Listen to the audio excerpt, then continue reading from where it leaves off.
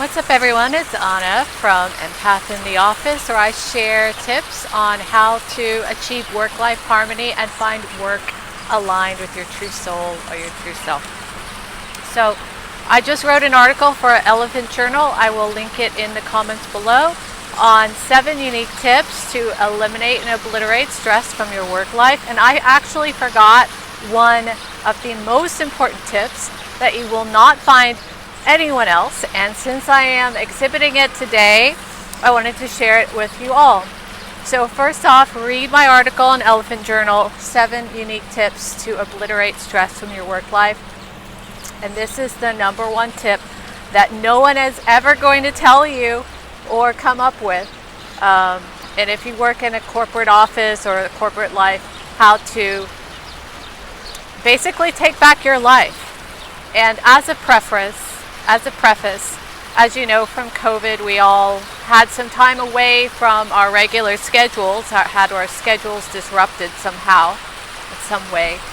Maybe we had some time to think about our priorities in life and what we value most.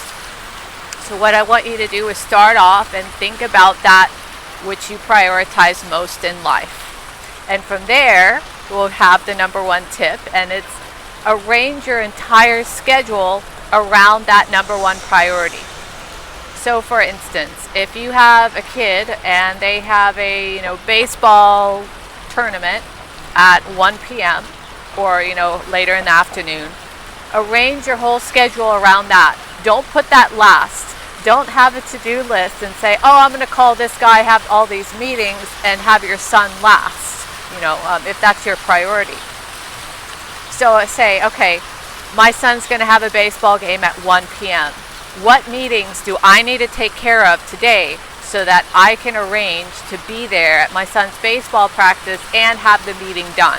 So if you have to have the meeting earlier in the morning, or if you have to have the meeting later at night, do it. Or if you have to meet an important client on a certain day, make sure it's not on the day that your son's playing baseball, for instance. So I want to share a personal thing.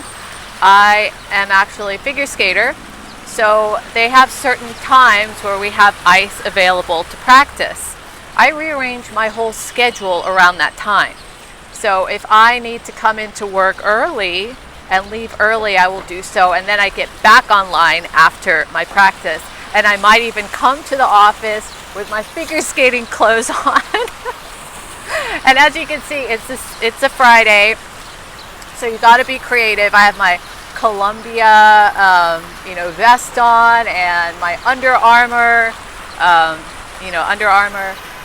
and some nice leggings, and it looks corporate appropriate. I have like a vest dress, so everything, you have to be creative.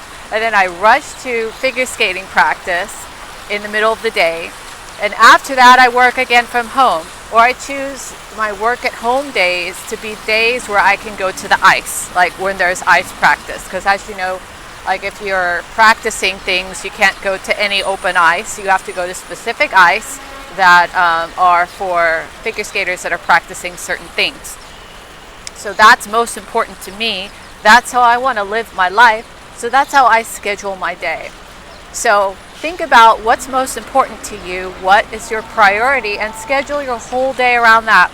I guarantee you nobody's ever going to tell you this. Your boss is never going to tell you this. And unless I'm your boss, then I'll tell you that. But this is how to achieve more joy and how to make life on your own terms, because just because you have to go to an office, just because you have to work for a living, doesn't mean that you can't get creative. And you don't even have to have an office job. You can have other types of work.